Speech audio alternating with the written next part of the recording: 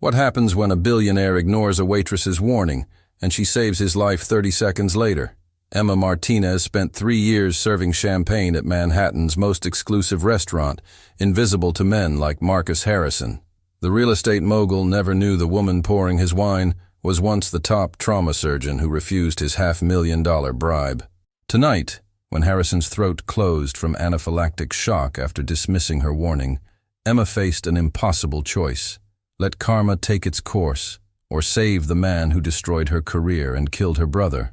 This is the story of how 30 seconds changed everything. Stay until the end, and don't forget to subscribe to the channel so you don't miss any stories. And if you like it, please hit the like button. The crystal chandeliers of the Vermilion Rose cast fractured light across white tablecloths, each beam reflecting off silverware arranged with surgical precision. Emma Martinez moved through the dining room like a ghost, her black uniform pressed crisp, her dark hair pulled back so tight it made her temples ache. 3 years she'd worked here. 3 years of being invisible. She preferred it that way. Her fingers brushed against the medical alert bracelet on her left wrist, a nervous habit she'd never broken. The metal was warm from her skin, the engraving on the back worn smooth from countless touches. Jake Martinez, type O+, in case of emergency. There would never be another emergency for Jake. Not anymore. Table 7 needs water, Marco, the head waiter, whispered as he passed. And check the Richards party. They're getting impatient. Emma nodded, reaching for a crystal pitcher. The weight was familiar, comforting even. Everything here was about weight and balance. Carrying trays, managing expectations, staying upright when your entire world had collapsed 3 years ago. The restaurant hummed with the particular frequency of old money. Hushed conversations, the soft clink of forks against porcelain, the rustle of silk and wool. She'd learned to read the room by sound alone. Table 3, anniversary, based on the champagne order. Table 9, business dinner, probably struggling, given how long they'd been nursing the same bottle. Table 12, her hand went still on the pitcher handle. Table 12 was being prepared. The reserved sign removed, fresh roses placed in the center, the chair angles adjusted to mathematical perfection. She knew what that meant. He was coming. Emma, Charles, the restaurant manager, appeared at her elbow.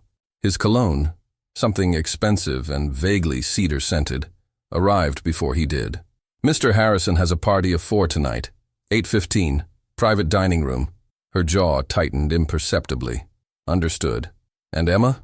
Charles lowered his voice. I shouldn't have to remind you, but Mr. Harrison prefers invisible staff. I know. The words came out flatter than she intended. Charles studied her for a moment, his expression softening. He was one of the few people here who'd known her before. Before the Vermilion Rose. Before the uniforms and the silence and the careful erasure of Dr. Emma Martinez from every database that mattered. You okay? He asked quietly. She forced her fingers away from Jake's bracelet. Always am. The lie tasted familiar. Emma spent the next hour in mechanical motion, refilling water glasses, clearing plates, smiling with just her mouth, never her eyes. She'd perfected the service smile, pleasant enough to be professional, forgettable enough to remain invisible. The trick was to make yourself into furniture, useful, necessary, silent. In the kitchen, she paused by the expediting station, watching Chef Laurent plate a Dover sole with tweezers and the focus of a jeweler. The smell of butter and wine and fresh herbs wrapped around her. Scents that should have been comforting but instead reminded her of everything she'd lost. She used to have that same focus, that same steady hand, that same ability to make life or death decisions in the space between heartbeats. Her phone buzzed in her locker. She ignored it. Probably her mother again, asking if she'd reconsidered medical school applications, as if Emma could just walk back into an operating room after Martinez! Marco's voice cut through the kitchen noise. Harrison party arriving. You're on water and wine. Do not engage unless directly addressed. Got it. She smoothed her apron, checked her reflection in the stainless steel cooler door. The woman looking back was unrecognizable from the one who'd worn scrubs and a white coat. This woman had haunted eyes and careful posture, and hands that shook sometimes when she thought no one was watching. This woman was no one. Emma pushed through the swinging door into the private dining room, old dark wood paneling and oil paintings of horses, and began setting up the water station. Through the frosted glass, she could see the main dining room, could see the entrance, could see... The front door opened. Marcus Harrison walked in like he owned the building. He probably did. The man owned half of Manhattan, his real estate empire built on luxury developments and ruthless business practices. His suit was Brioni. She'd learned to recognize the cut, the way the fabric moved like liquid. His hair, silver at the temples, was styled with the kind of casual perfection that cost $500 every 2 weeks. He'd aged well in 3 years. Money did that. Emma's hand found Jake's bracelet again.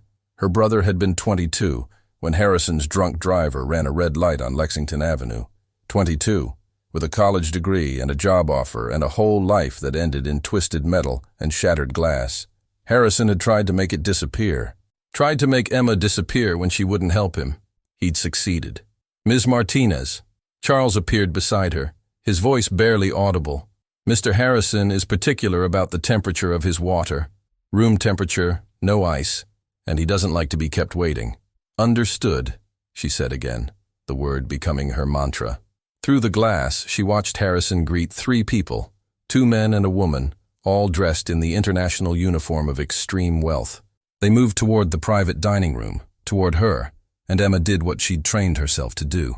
She became no one. The door opened. Harrison entered first, not bothering to hold it for the others. His eyes swept the room, cataloging details with the assessment of a man who measured everything by value. His gaze passed over Emma without pausing, without recognition, without any indication he saw a human being at all. "The table is acceptable," he announced to Charles. Not a thank you, not a question, a verdict. Emma poured water into 4 glasses, her movements economical and quiet. She could feel Harrison 20 feet away, could smell his cologne, something sharp and woody and expensive enough to cost more than her monthly rent. Her heart hammered against her ribs, but her hands stayed steady. Surgeon's hands, even if she wasn't allowed to use them anymore. "Emma will be attending to your table this evening," Charles said, gesturing vaguely in her direction without actually looking at her. The art of making staff simultaneously present and invisible. Harrison didn't acknowledge the introduction. He was already pulling out his chair, already dismissing her existence. To him, she was what she'd always been, just a waitress, just a uniform, just a person who existed to serve and then disappear. He had no idea who she was. Emma set the water glass at his place setting, the crystal catching light from the chandelier overhead. For just a moment, she let herself look at him, really look at him. The small scar over his left eyebrow, the way his jaw clenched when he was irritated, the complete absence of guilt in his expression. This was the man who'd destroyed her life. This was the man she served water to 3 nights a week. This was the man who'd never once looked at her long enough to recognize the doctor he'd framed for medical malpractice and drug trafficking. The doctor who'd lost her medical license, her savings, her career, and finally, her will to fight. Harrison reached for his phone, already ignoring the room, ignoring his guests, ignoring Emma as she finished setting the table. She stepped back toward the wall, hands folded, eyes downcast, everything about her posture screaming invisible, forgettable, harmless. The other guests settled in. The woman, Asian, early 40s, designer everything, pulled out a tablet. One of the men, European accent, German maybe, adjusted his glasses and opened a leather portfolio. The third man wore traditional Gulf Arab dress, his keffiyeh held in place with a gold agal. This wasn't just dinner. This was business. Big business, based on the tension in the room. "Gentlemen, Ms. Chen," Harrison began, his voice smooth as aged whiskey. "Thank you for flying in. I trust your accommodations were satisfactory." Emma moved to the corner, ready to refill water, to open wine, to exist only when needed and disappear when not. Her eyes tracked the room with the same hypervigilance she'd once used in trauma bays, reading vitals and body language, and the thousands of tiny signals that separated stable from critical.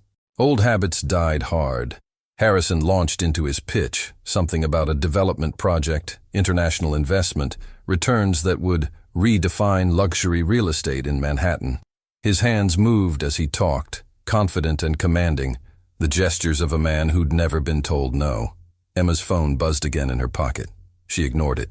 Marcus Harrison smiled at his guests, his teeth white and straight and perfect, And Emma Martinez poured water and thought about the medical alert bracelet warm against her skin, and wondered how many more nights she could do this before the past finally swallowed her whole. The evening was just beginning, and Marcus Harrison had no idea what was coming. Marcus Harrison snapped his fingers without looking up from his phone. The sound cut through the private dining room like a gunshot. Emma's jaw tightened, but she moved forward smoothly, pitcher in hand. Water, no ice. He still didn't look at her. And tell whoever's managing the temperature in here that it's unacceptable. I want it cooler. Yes, sir. Emma refilled his glass, her hands steady despite the familiar rage beneath her sternum. 3 years of finger snaps and orders delivered to the air above her head, as if she were a voice assistant. Harrison set down his phone and looked at his guests. Now, where were we? The Crown Towers project. The woman, Ms. Chen, leaned forward. Her Cartier watch caught the light. Mr. Harrison, before we discuss specifics, perhaps we should order. Fine. Harrison waved toward Emma. You, bring menus. And the wine list. The extended list. Emma nodded, already moving. Behind her, she heard the German investor clear his throat. I must say, Marcus, the vermilion rose is quite elegant. It's convenient, Harrison interrupted. Close to my office. The staff knows how to be discreet. Emma retrieved the leather-bound menus from the hostess stand. Discreet. That was one word for it. Invisible was more accurate. When she returned, the conversation had shifted to numbers. Big numbers. 850 million over 5 years, Harrison was saying. 2 towers, 68 floors each. Prime West Side real estate. Views that will command 50 million per penthouse. The third investor, Sheikh Rashid, set down his water glass carefully. Impressive figures, Mr. Harrison. But what assurances do we have regarding environmental compliance? Harrison's smile was sharp. Sheikh Rashid, Harrison Capital has never had a single violation. Our legal team is the best money can buy. Emma placed menus in front of each guest, silent and precise. Approach from the left, place from the right. Never make eye contact unless addressed. I'll give you a moment to review, she murmured.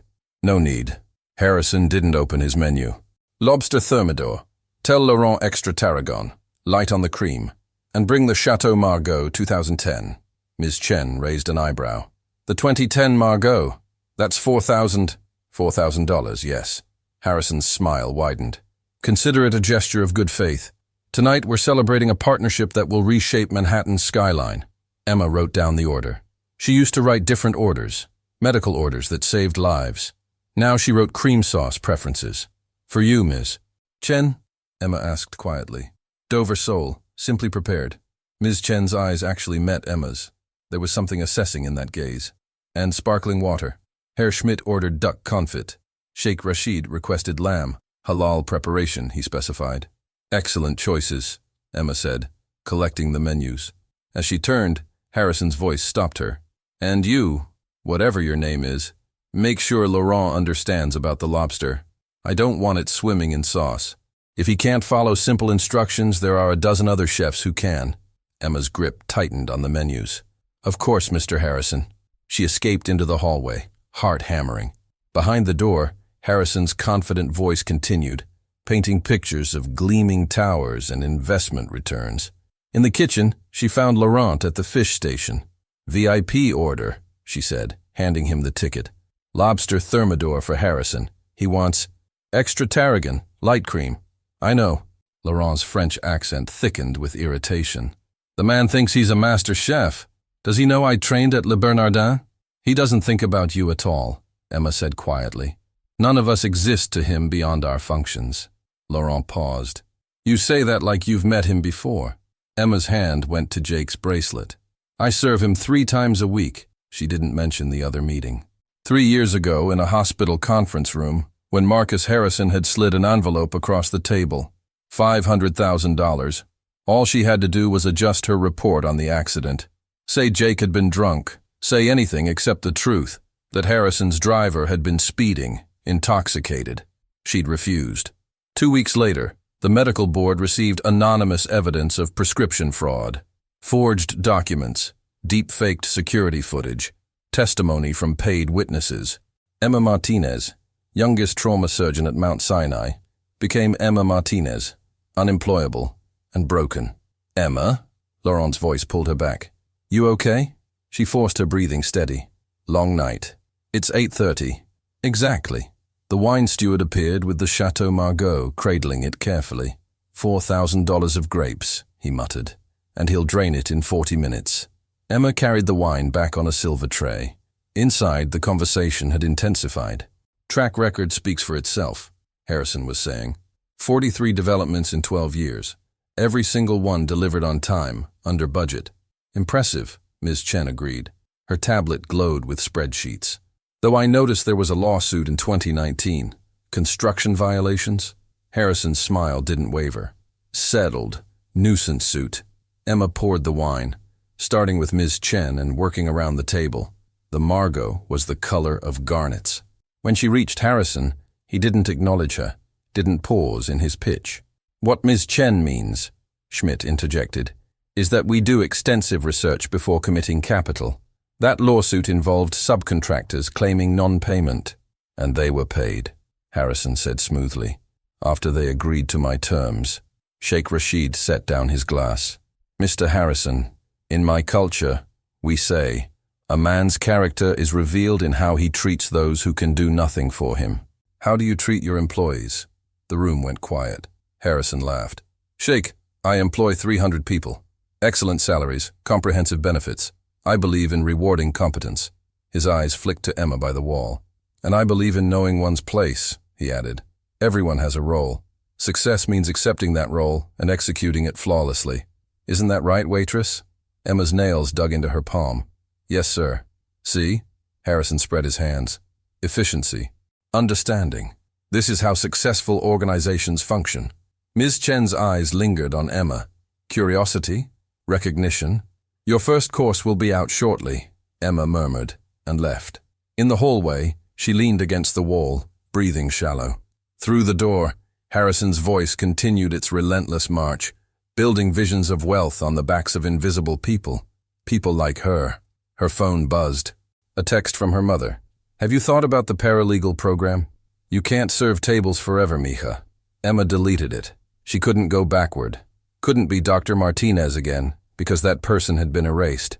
All she could do was survive, one shift at a time, one finger snap at a time, one interaction at a time with the man who'd murdered her brother, destroyed her life, and didn't even remember her face. Inside, crystal clinked as Harrison raised his glass in a toast. Emma straightened her uniform, touched Jake's bracelet, and went back to being no one. The evening was just beginning. The first course arrived on bone china plates, arranged with the precision of architectural drawings. Emma carried the Dover sole to Ms. Chen, the duck confit to Herr Schmidt, the lamb to Sheikh Rashid. She saved Harrison's lobster for last. Lobster thermidor, Mr. Harrison, she said quietly, setting the plate before him. He didn't look up from the document Schmidt had spread across the table. Blueprints, she realized, of the proposed towers. About time. Emma's hand hovered near the plate. Sir, I should mention, I didn't ask for commentary. Harrison cut a piece of lobster, still studying the blueprints. I asked for food. That's what you do, isn't it? Bring food? Ms. Chen glanced up from her tablet, her expression unreadable. Emma stepped back to the wall, her heart rate elevated. She'd seen the kitchen ticket. She'd watched Laurent prepare the dish. Lobster. Shellfish. The same shellfish that... But how would she know about his allergy? She was just a waitress, just invisible staff who poured water and brought plates and existed only as a function. Now, Harrison continued, fork halfway to his mouth, as you can see from these renderings, the Crown Towers will dominate the West Side skyline. Each residence will feature floor-to-ceiling windows, smart home technology, and... He took a bite. Emma's hands clenched at her sides. She counted heartbeats. Medical training died hard.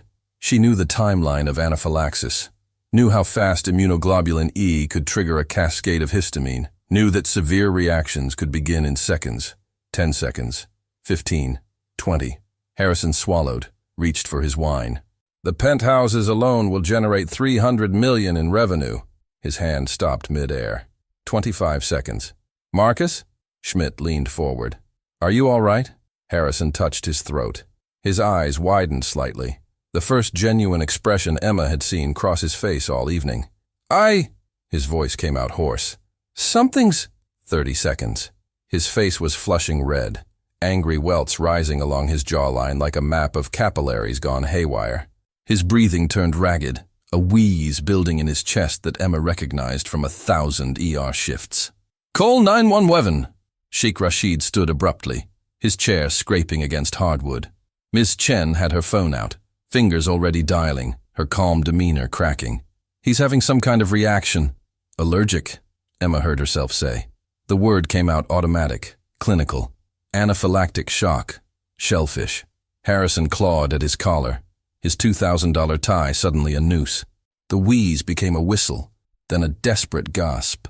His lips were swelling, his airway closing in real time. He looked at Emma, really looked at her. For the first time in 3 years, Marcus Harrison saw her. His eyes held terror and confusion and the dawning realization that he was dying. Emma stood frozen against the wall. Her medical training screamed at her. Airway, breathing, circulation. The ABCs drilled into her until they were instinct. She knew exactly what to do. Knew she had maybe 2 minutes before his throat closed completely. Knew that without epinephrine, without intervention, Marcus Harrison would die on the floor of the Vermilion Rose. The man who killed Jake, the man who destroyed her career, the man who'd called her just a waitress 90 seconds ago. "Someone help him." Schmidt's German composure shattered. "Please." Harrison fell from his chair, crashing to the floor. His body convulsed, hands grasping at nothing, at air that wouldn't come. The whistling stopped. No sound at all now, just silent suffocation. 30 seconds left, maybe 45 if he was lucky. Emma's hand found Jake's bracelet. She remembered her brother's last voicemail, the one she'd been too busy to answer because she was in surgery saving someone else's life. There's a car." Then static. Then nothing. She remembered the hospital conference room, Harrison's smile, the envelope full of money that was supposed to buy her silence. She remembered the medical board hearing, the forged evidence, the way her colleagues wouldn't meet her eyes. She remembered signing away her license, packing up her apartment, learning to be invisible. Harrison's face was purple now, his eyes rolling back. "The ambulance is coming," Ms. Chen's voice cracked. "They said 5 minutes." He didn't have 5 minutes. Emma closed her eyes. She saw Jake, 22 years old, laughing at some stupid joke, his whole life ahead of him. She saw her white coat hanging in her old locker at Mount Sinai. She saw herself 3 years ago, before the world broke her. "I was a doctor," she thought. "Before everything else, I was a doctor." Her eyes snapped open. "Move!" The word came out sharp, commanding, a voice she hadn't used in 3 years. She was across the room before anyone could react, dropping to her knees beside Harrison's convulsing body. Her hands went to his throat, fingers pressing against his carotid, pulse thready and rapid, maybe 30 seconds of consciousness left. "Kitchen!" she shouted toward the door. "I need an EpiPen. Check the first aid station. Now!" Sheikh Rashid stared at her. "What are you—" "He's in anaphylactic shock. His airway is closing. Without epinephrine in the next 60 seconds he dies." Emma tilted Harrison's head back, opening his airway as much as possible. "Someone get that EpiPen, or we're doing a cricothyrotomy with a steak knife." Ms. Chen ran for the door. Emma's hands moved on autopilot, checking his pulse again, monitoring his breathing, positioning him for recovery if they could stop the reaction. 3 years away from medicine, and her body remembered everything. Harrison's eyes found hers. He couldn't speak, couldn't breathe, but she saw the question in them. "Who are you?" "Stay with me," she said quietly, her voice dropping to the tone she used to use with trauma patients. "Help is coming. Just stay with me." His hand grasped weakly at her arm. The door burst open. Ms. Chen rushed in with Laurent, who held the restaurant's emergency medical kit. Emma ripped it open, found the EpiPen, tore off the safety cap with her teeth. "This is going to hurt," she told Harrison, and drove the needle into his thigh. She held it for 10 seconds, the full dose, then pulled it away. Her other hand stayed on his carotid, counting heartbeats, waiting for the epinephrine to work its chemical magic. 5 seconds. 10. 15. Harrison gasped. A horrible rattling sound, but it was air. Air moving past swollen tissue, forcing its way in. "There," Emma breathed. "Come on. Breathe." Another gasp. Another. His color started shifting from purple to red, to something almost normal. The room was silent, except for Harrison's desperate breathing and the distant sound of sirens. Emma kept her fingers on his pulse, kept monitoring, kept being what she'd trained 8 years to become. Sheikh Rashid's voice broke the silence, quiet and wondering. "You are not just a waitress." Emma didn't look up. "No. Who are you?" Harrison's eyes were still locked on her face. Even through the fog of near death, even through the adrenaline and terror, she saw the moment recognition finally clicked into place. His lips moved, forming words his swollen throat couldn't quite produce. "Dr. Martinez." Emma's expression didn't change. "Hello, Mr. Harrison." The sirens were getting closer. The paramedics burst through the door 4 minutes later. 2 men in Navy uniforms carrying equipment that Emma recognized intimately. Oxygen tanks, cardiac monitors, the familiar organized chaos of emergency medicine. "We've got a 52-year-old male, anaphylactic reaction to shellfish," Emma said before they could ask, her voice steady and clinical. "Initial presentation at approximately 8:47 p.m. Administered 0.3 milligrams epinephrine intramuscular at 8:49. Patient is responsive. Airway partially compromised but improving. Pulse 120 and stabilizing." The lead paramedic, Rodriguez, according to his name tag, stared at her. "You administered the epi?" "Yes." "Are you a doctor?" Emma's hands were still on Harrison's wrist, monitoring his pulse. "I was."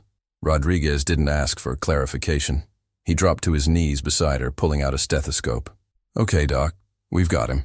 You did good." Emma released Harrison's wrist and stood, her legs unsteady. Her uniform was wrinkled. There was a smudge of something on her apron, and her hands that hadn't done real medical work in 3 years, were shaking now that the adrenaline was fading. The second paramedic set up the oxygen mask over Harrison's face. Harrison's eyes tracked Emma as she stepped back, his gaze intense and focused, despite the swelling that still distorted his features. "Ma'am, can you come with us?" Rodriguez asked Emma. "The ER docs will want your statement on treatment timeline." Emma glanced toward the door, toward escape, toward the invisible life she'd built. "Please." Rodriguez's voice softened. "You saved his life. Help us keep him alive." Herr Schmidt cleared his throat. He'd been silent through the entire emergency, but now he stepped forward, his expression grave. "Before anyone goes anywhere, I have questions." Ms. Chen closed her tablet with a decisive click. "As do I." Sheikh Rashid looked between Emma and Harrison. His eyes narrowed thoughtfully. "Indeed, this evening has become most illuminating." Rodriguez secured the oxygen mask and began taking Harrison's blood pressure. "Questions can wait. We need to transport." "One question cannot wait." Schmidt's German accent grew sharper. He looked directly at Emma. "You said you were a doctor. Past tense. Why past tense?" Emma's hand found Jake's bracelet. "It's complicated."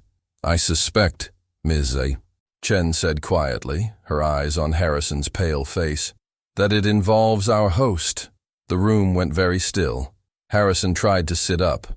Rodriguez pushed him gently back down. "Sir, you need to stay calm. Your throat is still compromised." But Harrison's eyes were locked on Emma, and in them she saw something she'd never expected to see from Marcus Harrison. Fear. Not fear of death. That had passed. Fear of something else entirely. Fear of consequences. "We need to move him," Rodriguez said, unfolding a collapsible gurney. "Miss, Doctor, whoever you are, you coming or not?" Emma opened her mouth to refuse, to slip back into invisibility, to let this moment pass and return to being no one. Then she saw it. On the table, forgotten in the chaos, Ms. Chen's tablet screen still glowed, and on that screen, clearly visible, was a Google search result. The search bar read, "Emma Martinez, Doctor Malpractice." Ms. Chen followed Emma's gaze. Their eyes met. "I started searching the moment you gave those orders," Ms. Chen said, her voice neutral. "You moved like someone with training, spoke like someone with authority. I wanted to know who you really were. And," Emma's voice came out steadier than she felt, "and I found a very interesting story." Ms. Chen picked up her tablet, scrolled. "Dr. Emma Martinez, former trauma surgeon at Mount Sinai Hospital. Lost her medical license 3 years ago after allegations of prescription fraud and drug trafficking." She paused. "Allegations that were never formally proven." Charges that were mysteriously dropped after you agreed to surrender your license. Schmidt stepped closer to the tablet, reading over Miss Chen's shoulder. It says here the primary witness recanted 2 years later, said he was paid to testify. By whom? Sheikh Rashid asked, though his tone suggested he already knew the answer. All 3 investors turned to look at Harrison. The paramedics had him on the gurney now, strapped in and ready for transport. Harrison's hand shot out, grabbing Rodriguez's sleeve. He pulled the oxygen mask down with his other hand. "Don't!" he rasped, his voice barely functional. "Don't! Sir, you shouldn't talk. Not what you think." Each word cost him, his throat still swollen, but desperation pushed them out anyway. Emma laughed. It was a harsh sound, brittle and sharp. "Not what they think? Really? That's what you're going with?" "Miss Chen," Schmidt said slowly, still reading the tablet. "Scroll down. There's more here. A traffic accident. A fatality. Jake Martinez, age 22. He looked up at Emma. "Your brother?" Emma's jaw clenched. "Yes. The accident involved a vehicle registered to Harrison Capital." Schmidt's voice dropped. "The driver was never charged. He was drunk," Emma said flatly, "going 60 in a 35 zone. Ran a red light on Lexington Avenue. My brother died on impact, and Marcus Harrison offered me $500,000 to change my medical report, to say Jake was intoxicated, to say it was his fault." The private dining room had gone silent, except for the beep of the cardiac monitor attached to Harrison's gurney. "I refused," Emma continued. 2 weeks later, I was under investigation. 1 month after that, I lost my license. 3 months after that, I was working here, serving water to the man who murdered my brother and destroyed my career. Harrison shook his head violently, reaching for the oxygen mask again. Rodriguez held him down. "Sir, you're going to hurt yourself." "She's lying," Harrison wheezed. "Is she?" Sheikh Rashid's voice was cold. "Miss Chen, your tablet. Search for lawsuits involving Harrison Capital, employment disputes, witness intimidation." Miss Chen's fingers flew across the screen. Her expression darkened with each scroll. 7 lawsuits in the past 5 years, all settled out of court, all involving accusations of... She stopped, looked at Harrison with disgust. "All involving accusations of witness tampering and evidence fabrication." Schmidt pulled out his phone. "I'm calling my legal team. Before we invest $850 million, we need to know exactly who we're partnering with." "As am I," Sheikh Rashid said, his hand already on his phone. "In my country, honor is everything. I will not associate with a man who destroys lives to protect his interests." "Wait," Harrison tried to sit up again. "The deal, you can't." "The deal," Ms. Chen said, her voice ice, "is dead." She stood, smoothing her designer suit, and looked at Emma with something like respect. "Dr. Martinez, you saved the life of a man who destroyed yours. That takes either tremendous compassion or tremendous character. Perhaps both." Emma said nothing. She didn't trust her voice. "We're transporting now," Rodriguez announced, releasing the gurney's brake. "Anyone riding with him to Mount Sinai?" None of the investors moved. "I see," Rodriguez said quietly. He glanced at Emma. "Doc?" Emma looked at Harrison, really looked at him. Strapped to a gurney, his face still swollen, his empire crumbling in real time, his carefully constructed power dissolving in the space of 10 minutes. 3 years ago, she would have felt satisfaction, triumph, justice. Now she just felt tired. "I'll follow in my own car," she said. "Someone should brief the ER on his medical history." As the paramedics wheeled Harrison toward the door, he twisted his head to look back at her. His lips moved around the oxygen mask. "Why? Why did you save me?" Emma touched Jake's bracelet. "Because," she said quietly, "I'm a doctor. That's what we do." The gurney disappeared through the door. The sirens faded into the Manhattan night. Emma stood in the private dining room, surrounded by half-eaten food and abandoned wine glasses and 3 billionaire investors who were all staring at her with various expressions of shock and calculation. "Dr. Martinez," Schmidt said finally, "I think we need to have a conversation." "I think," Emma replied, untying her apron with shaking hands, "I need to change out of this uniform first." She walked toward the door, toward the kitchen, toward whatever came next. Behind her she heard Ms. Chen's voice, quiet and thoughtful. "Find out everything about the Jake Martinez case. Everything. And find out who else Harrison has destroyed." The kitchen doors swung closed behind Emma, muffling the conversation. Laurent looked up from his station, his eyes wide. "Emma, what the hell just happened?" Emma pulled off her apron, folded it carefully, set it on the counter. "I stopped being invisible," she said. 3 years earlier, Mount Sinai Hospital, Manhattan, November 3rd, 2021, Dr. Emma Martinez stood in the conference room, still wearing her scrubs from a 12-hour shift. Her hands smelled like antiseptic. There was dried blood on her left shoe. Not hers. Never hers. She'd just finished a successful surgery on a motorcycle accident victim. 26 years old, shattered femur. He'd walk again. She loved her job. Across the table sat Marcus Harrison in a charcoal Tom Ford suit, his lawyer beside him, a sharp-faced woman with a briefcase that probably cost more than Emma's car. "Dr. Martinez," Harrison began, his voice smooth. "Thank you for meeting with us. You said it was about the accident report." Emma's eyes were gritty from exhaustion. "The one from last week, Jake Martinez." Saying her brother's name out loud still felt like swallowing glass. Harrison nodded gravely. "A terrible tragedy. I want to express my deepest condolences. When I heard that my driver's vehicle was involved—" "Your drunk driver," Emma corrected. Her voice stayed level, clinical. "Blood alcohol level .16, twice the legal limit. The toxicology report was very clear." The lawyer, Thornton, her nameplate read, opened her briefcase. "Dr. Martinez, my client is prepared to offer compensation for your family's loss." She slid an envelope across the table. Emma didn't touch it. "Compensation? $500,000, Harrison said. "In bearer bonds, untraceable, no taxes. It's yours immediately." "In exchange for what?" Harrison leaned forward, his expression sympathetic. Practiced, Emma would realize later. Perfected over dozens of similar conversations. "Your brother's toxicology report shows he'd been drinking that night.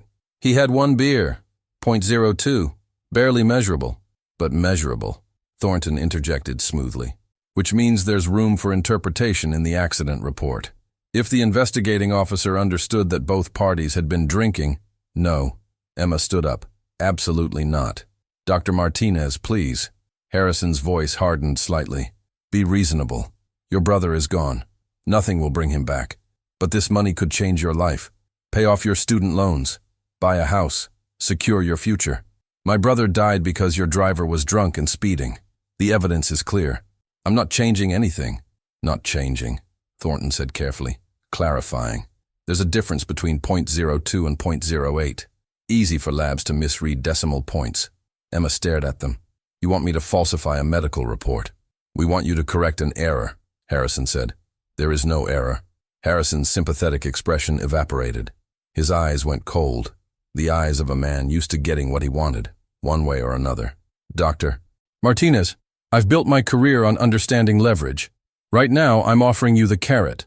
Don't make me use the stick. Is that a threat? It's a reality check." Harrison stood, buttoning his suit jacket. "You're 29 years old.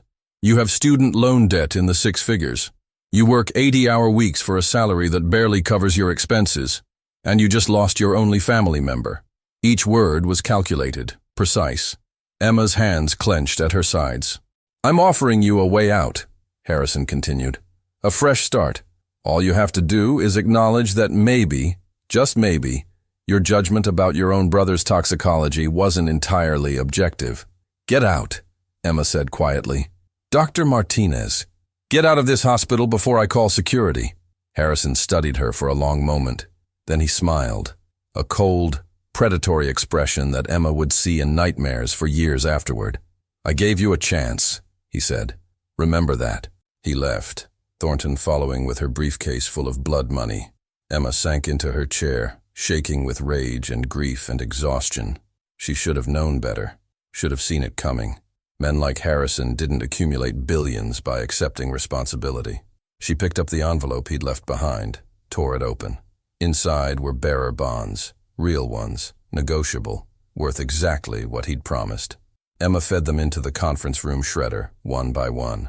2 weeks later, the medical board received an anonymous complaint about her prescribing practices. Mount Sinai Hospital, November 18th, 2021. The investigation started quietly. A few questions from hospital administration, A review of her prescription records. Nothing alarming at first. Then the FBI arrived. "Dr. Martinez, we need to talk about these." Special Agent Morrison spread photographs across the table. Security camera footage showing Emma in the hospital parking lot, apparently accepting a manila envelope from a man in a hoodie. Another photo of her in a pharmacy, allegedly dropping off fraudulent prescriptions. "That's not me," Emma said immediately. "The facial recognition software says otherwise." "Then your software is wrong. I've never seen this person. I've never written fraudulent prescriptions." Morrison opened a folder. "We have testimony from 3 witnesses, all saying you approached them about selling oxycodone, all saying you offered them deals, prescriptions for cash." "That's impossible. Who are these witnesses?" "I can't disclose that during an active investigation." Emma's hands were shaking now. "This is insane. Check my financial records. If I was selling drugs, where's the money? Offshore accounts are easy to hide, Dr. Martinez." "I don't have offshore accounts." But she was shouting at people who'd already made up their minds. The evidence was there. Photographs, testimony, prescription records that had somehow been altered to show her signature on medications she'd never prescribed to patients she'd never treated. The medical board suspended her license pending investigation. Mount Sinai placed her on immediate leave. Her colleagues stopped returning her calls.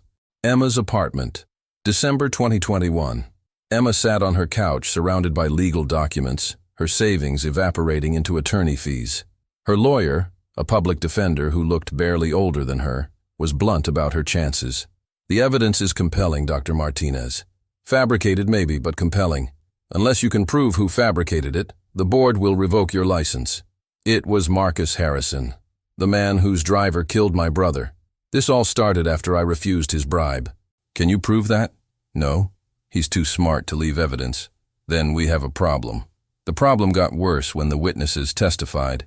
Emma watched from the hearing room as 3 people she'd never met described in detail how she'd approached them, how she'd seemed desperate for money, how she'd offered them deals that sounded too good to be true.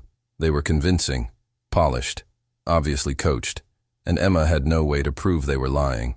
Medical Board Hearing, January 15th, 2022. Dr. A. Martinez, in light of the evidence presented, this board has no choice but to revoke your medical license effective immediately. Emma sat motionless, numb. Her entire identity, 8 years of medical school, 3 years of residency, countless hours of studying and training and sacrifice, erased in a single sentence. You have the right to appeal, but I must warn you that the evidence against you is substantial. Outside the hearing room, her lawyer touched her arm sympathetically. "I'm sorry, Emma. For what it's worth, I believe you. But belief doesn't win cases." Emma walked out of the building in a daze. It was snowing, light flurries that melted on contact. Her phone buzzed with a text from an unknown number. "I told you I'd use the stick. You should have taken the carrot. MH. She deleted it. Then she went home and cried for the first time since Jake's funeral. 6 months later, Emma stood outside the Vermilion Rose in a borrowed interview suit, clutching a resume that listed server experience instead of trauma surgeon. The restaurant manager, Charles, barely glanced at her credentials. "You've worked in restaurants before?" "During college. Coffee shop, mainly." "Close enough. When can you start?" "Tomorrow," Emma said, because she needed the money, needed something, anything, to stop the free fall her life had become. "Great. Uniform is black and white. Show up at 4 p.m. for training." That easily, Dr. Emma Martinez became Emma Martinez, waitress. The first week she dropped 2 trays and forgot 3 orders. The second week she learned to be invisible. The third week, Marcus Harrison walked in for dinner, sat at table 12, and didn't recognize her. She served him water. He didn't say thank you. She brought him wine. He snapped his fingers for a refill. She existed in his presence 3 times a week, and he never once looked at her face long enough to see the doctor whose life he'd destroyed. Emma touched Jake's medical bracelet, the only thing she had left of her brother, and learned what it meant to be invisible. Present day the Vermilion Rose, outside the private dining room. Emma stood in the kitchen, her hands finally steady, and looked at Laurent and the other staff members who'd gathered, drawn by the commotion. "What happened in there?" Marco whispered. Emma untied her apron, folded it carefully, and set it on the counter. "The truth," she said simply. After 3 years, the truth finally came out. Through the door, she could hear voices: Schmidt, Chen and Sheikh Rashid making phone calls, their tones sharp and decisive. The sound of Harrison's empire beginning its collapse. Emma Martinez pulled off her uniform for the last time and wondered what came next. Emma changed in the staff locker room, pulling on jeans and a sweater that felt strange after 3 years of uniforms. Her hands moved mechanically, removing the apron, hanging it in her locker, closing the metal door with a final click that sounded like punctuation. When she emerged, the 3 investors were waiting in the hallway. Dr. Martinez. Herr Schmidt stood with military posture, his phone still in hand. My legal team has been very busy in the last 20 minutes. As has mine, Ms. Chen added. Her tablet screen glowed with what looked like financial records. Marcus Harrison is a fascinating case study in corporate malfeasance. Sheikh Rashid's expression was grave. In my country, we have laws about honor, about how a man conducts his business. Mr. Harrison would not survive 1 week under our legal system. Emma leaned against the wall, suddenly exhausted. Why are you telling me this? Because, Schmidt said, we want you to know that justice will be served. We may have come here to invest in Harrison's towers, but we will leave as the instruments of his destruction. Ms. Chen scrolled through her tablet. In the past 45 minutes, I've found 7 cases similar to yours. 7 people whose lives Harrison destroyed when they refused to cooperate with his schemes. A building inspector who wouldn't approve a faulty foundation, fired, blacklisted, lost his house. A journalist who investigated his business practices, sued for libel, bankrupted by legal fees. A former employee who witnessed safety violations, threatened, harassed, forced to move to another state.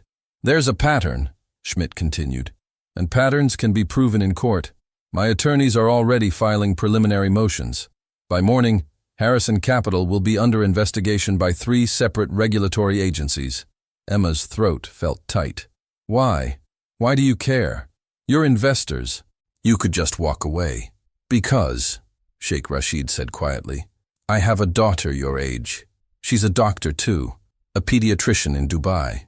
If someone tried to destroy her the way Harrison destroyed you, I would want someone to stand up for her. And because, Ms. Chen added, her voice sharp, I don't invest with criminals. Harrison wasted our time, cost us money on flights and hotels and due diligence. I take that personally. Schmidt's phone buzzed. He glanced at the screen, and a thin smile crossed his face. My team just spoke with the witness who recanted his testimony 2 years ago. The one who admitted he was paid to lie about you. He's willing to testify again, this time in a criminal proceeding. Emma's heart hammered. Criminal? Witness tampering, evidence fabrication, and given your brother's death, possibly manslaughter charges if we can prove Harrison knew his driver was intoxicated. Schmidt's eyes were cold. I'm German, Dr. Martinez. We're very thorough when it comes to justice. The door to the private dining room opened. Charles emerged, looking shaken. Dr. Martinez, Emma, the restaurant owner wants to speak with you. Am I fired? Fired? Charles laughed, slightly hysterical. You just saved a man's life in our dining room? The owner wants to give you a medal, or possibly hire you as our medical consultant. He's not entirely clear on the details. Tell him I quit, Emma said. Charles blinked. What? I quit. 3 years was enough. She pushed past him into the private dining room. The table was still set with half-eaten food and abandoned wine glasses. Harrison's lobster sat congealing on bone china, the meal that had triggered everything. Emma picked up Jake's medical bracelet from where it had fallen during the chaos. The metal was still warm. Dr. Martinez, Ms. Chen entered behind her. Before you disappear, I have a question. What will you do now? Emma laughed bitterly. I don't know. I have no medical license, no career, no references except from a restaurant. I'm 28 years old and I'm starting over from nothing. Actually, Schmidt said, appearing in the doorway with his phone, my legal team believes your case for license reinstatement is strong, very strong. With the new testimony and evidence of Harrison's fabrication pattern, the medical board will have to reconsider. That could take years. It could take 6 months, Ms. Chen corrected. If you have the right lawyers, which you will, because I'm hiring them for you. Emma stared. Why would you do that? Because I'm angry, Ms. Chen said simply. And when I'm angry, I solve problems. You're a problem I can solve.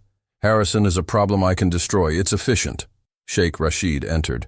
ending a phone call. My attorneys in New York are filing a civil suit against Harrison Capital on your behalf. We're seeking damages for wrongful termination of your career, emotional distress, and loss of future earnings. Conservative estimate, $15 million. Emma's knees went weak. She sat down heavily in one of the dining chairs. I don't understand why you're helping me. You saved his life, Schmidt said.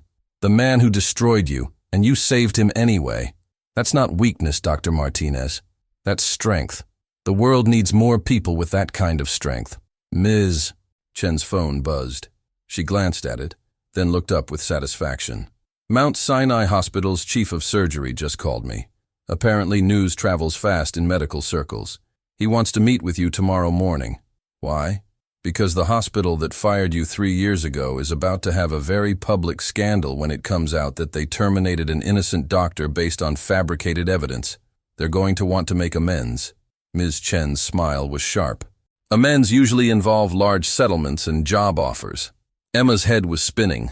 20 minutes ago, she'd been a waitress. Now she was sitting in a private dining room while billionaire investors orchestrated the resurrection of her career like it was a business deal. I need air, she said. She walked out through the kitchen, past Laurent, who was explaining the night's chaos to the line cooks, past Marco, who stared at her like she'd grown a second head, out the back entrance into the alley behind the Vermilion Rose. The November air was cold and clean. She could hear traffic on Madison Avenue, the perpetual symphony of Manhattan that never slept. Her phone rang. Unknown number. She almost didn't answer. Then, something made her accept the call. Dr. Martinez. The voice was familiar. Dr. Patricia Walsh, chief of surgery at Mount Sinai. I hope I'm not calling too late. It's 10 p.m. on a Friday. I'm used to late calls. I heard about what happened tonight. The investors have been very vocal about events at the Vermilion Rose. Walsh paused. Emma, I owe you an apology. We all do. The board, the administration, everyone who didn't fight harder when you were accused. Emma closed her eyes. Why didn't you fight harder? Because the evidence looked real. Because Harrison's lawyers were threatening lawsuits. Because we took the easy way out instead of standing by one of our best surgeons. Walsh's voice cracked. I'm sorry. That's inadequate, but it's true. What do you want, Dr. Walsh? I want you to come back. Not as a resident, as an attending, trauma surgery, your old department, double your previous salary. And I want to personally sponsor your medical license reinstatement. Emma opened her eyes, staring at the Manhattan skyline. I'll think about it. Please do. We need doctors like you. We always did. The call ended. Emma stood in the alley for a long time, holding Jake's bracelet, feeling the weight of 3 years lifting slowly from her shoulders. Her phone buzzed again. A text from Ms. Chen. Harrison just made bail. $5 million, but he's finished. His investors are pulling out. His projects are frozen. His reputation is destroyed. You won, Dr. Martinez. Emma typed back. It's not about winning. Ms. Chen responded immediately. Then what's it about? Emma thought about Jake, about the operating room, about every life she'd saved, and every patient she'd lost, and every moment she'd spent becoming someone who could make impossible decisions in the space between heartbeats. She typed, it's about being who I'm supposed to be. Inside the Vermilion Rose, she could hear voices, Schmidt, Chen, and Sheikh Rashid still making calls, still dismantling Harrison's empire with the systematic efficiency of people who'd built their own fortunes by being smarter and more ruthless than their competition. Emma Martinez straightened her shoulders, touched her brother's bracelet one last time, and walked back inside. Not as a waitress, as a doctor. 18 months later, Mount Sinai Hospital, Manhattan, May 2026. Doctor. Emma Martinez stood in the trauma bay, her hands steady inside a patient's chest cavity. Gunshot wound to the thorax. 19 years old, bleeding out fast. Clamp, she said calmly. Her resident, Dr. Sarah Kim, nervous and brilliant, handed it over with shaking hands. Breathe, Kim, Emma murmured, not looking away from the surgical field. You've got this. Find the bleeder. There, the subclavian artery. Good. Now clamp it. Smooth motion. Don't hesitate. Kim's hands steadied. The clamp closed. The bleeding stopped. Perfect, Emma said. Now let's repair it and get this kid to recovery. 20 minutes later, the patient was stable. Kim pulled off her surgical mask, exhausted and exhilarated. "Dr. Martinez, I almost lost it. My hands were shaking." "But you didn't lose it. You found the bleeder and you saved his life." Emma stripped off her gloves. "First thoracic gunshot?" "Yes. Won't be your last. Go right up the surgery." "And Kim?" "Yes? You did good work tonight." Kim's face lit up. Emma watched her hurry toward the residence lounge and felt something she hadn't felt in years. Purpose. She was exactly where she was supposed to be. Emma's office was small but functional. Desk, computer, walls covered with medical journals, and a single framed photo of Jake, young and smiling, taken a week before the accident. His medical bracelet sat in a shadow box beside it. She was reviewing patient charts when her phone buzzed. Text from Ms. Chen. "Verdict is in. Check the news." Emma opened her laptop and navigated to the New York Times homepage. The headline read, "Real estate mogul Marcus Harrison sentenced to 22 years in federal prison." She clicked through, scanning the article. Witness tampering, evidence fabrication, 7 counts of fraud. 1 count of vehicular manslaughter. They'd finally proven Harrison knew his driver was intoxicated that night and had ordered him to drive anyway. 22 years. Harrison would be 74 when he got out. His empire, Harrison Capital, had been dissolved. Assets liquidated to pay settlements to his victims, including Emma, who'd received $8 million in damages. She'd donated half of it to a scholarship fund in Jake's name. The other half sat in an account she barely touched, because it turned out she didn't need much money to be happy. She needed an operating room and patients to save and residents to teach. She needed to be a doctor. A knock on her door interrupted her thoughts. "Come in." Dr. Patricia Walsh entered, carrying 2 cups of coffee. "Heard you had a thoracic GSW. How'd Kim do?" She was nervous but solid. "She'll be a good trauma surgeon." Walsh handed Emma a coffee. "Like someone else I knew." "How are you settling in as director of trauma surgery?" Emma still wasn't used to the title. 6 months ago, Mount Sinai had promoted her, offering a formal apology and a position that came with actual power, hiring decisions, department budget, the ability to shape how the next generation of surgeons trained. "It's strange," Emma admitted. 3 years ago, I was serving water. Now I'm running a department. 3 years ago, you were surviving," Walsh corrected. "Now you're thriving. There's a difference." Emma sipped her coffee. "Have you seen the Harrison verdict?" "Everyone's seen it. It's national news." Walsh sat down across from Emma's desk. "How do you feel?" "Honestly, empty.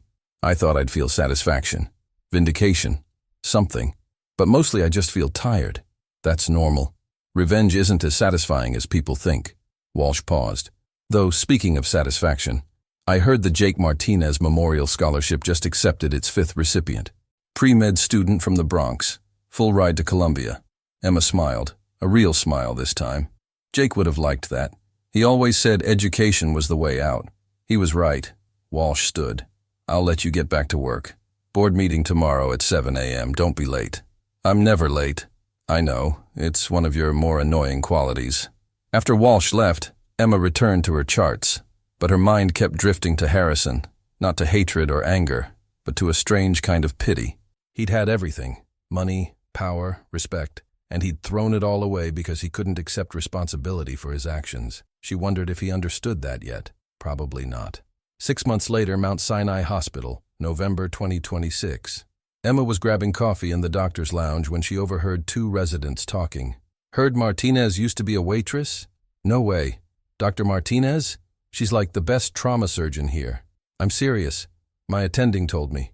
She lost her license, worked at some fancy restaurant for 3 years, then came back." "Wild story." Emma cleared her throat. Both residents jumped. "Dr. Martinez, we were just gossiping about my employment history."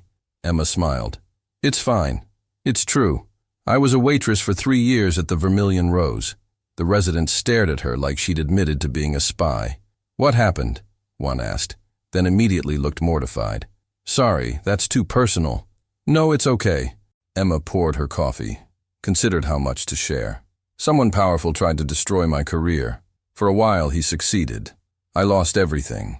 My license, my savings, my identity. I became invisible. But you came back," the second resident said. "I came back," Emma agreed, "with help from people who believed in me. and with the understanding that being invisible for a while taught me something important.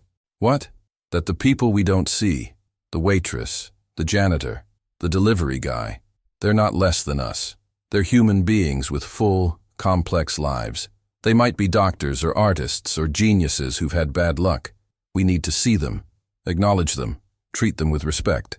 The residents nodded thoughtfully. Emma's pager buzzed. Trauma incoming. You two coming or what? They scrambled after her. The Vermilion rose. December 2026. Emma walked into the restaurant for the first time in 18 months. Charles spotted her immediately. Emma, Dr. Martinez. He rushed over, beaming. We heard about your promotion, Director of Trauma Surgery. We're so proud. Thanks, Charles. She looked around the dining room. The crystal chandeliers, the white tablecloths, the carefully arranged silverware. It looked exactly the same. She felt completely different. Table for one? Charles asked. Actually, I'm meeting someone. Ms. Chen appeared at Emma's elbow, immaculate as always. Dr. Martinez, punctual as ever. They sat at a corner table. Not the private dining room. Emma had requested specifically. She never wanted to see that room again. Thank you for meeting me, Ms. Chen said, ordering wine with the efficiency of someone who'd memorized every wine list in Manhattan. I wanted to discuss a proposition. I'm not leaving Mount Sinai. I know. But I'm starting a foundation, providing legal support for people who've been wrongfully accused or targeted by powerful individuals. People like you were 3 years ago. Chen leaned forward. I want you on the board, medical advisor. You'd help us identify cases, provide expert testimony when needed. Paid position, flexible hours. Emma considered. Why me? Because you survived. Because you know what it's like to be destroyed and have to rebuild from nothing. Because you're the face of what we're trying to do. Prove that one person standing up to power can win. A young waitress approached their table, nervous, barely making eye contact. Can I get you anything else? Emma looked at her, really looked at her, saw the exhaustion around her eyes, the careful way she held herself, the practiced invisibility. What's your name? Emma asked gently. The waitress blinked, surprised. Sophia. Hi, Sophia. Thank you for taking care of us tonight. You're doing great work. Sophia's face transformed. Thank you, Dr. Wait, are you Dr. Martinez? The one who used to work here? I was, for 3 years. Best education I ever received. Charles tells stories about you. Says you saved someone's life right here in the restaurant. I did my job, Emma said simply. Just like you're doing yours. Never let anyone tell you your work doesn't matter. I was just a waitress for 3 years. I'll never forget what that taught me. Sophia nodded, her eyes bright, and hurried back to the kitchen. Miss Chen smiled. That's why I want you on the board. I'll think about it, Emma said, but she already knew her answer would be yes. Mount Sinai Hospital. 1 year later, Dr. Emma Martinez stood in the operating room, teaching a new crop of residents, saving lives, building the career that had been stolen and then returned to her. On her wrist, Jake's medical bracelet caught the surgical lights. She thought about Marcus Harrison in his prison cell, about the investors who'd become unlikely allies, about Charles and Laurent and everyone at the Vermilion Rose who'd never known they were working alongside a doctor. She thought about the invisible people everywhere, serving food, cleaning buildings, delivering packages, and made a silent promise to always see them, because she'd been invisible once, and she'd never forget.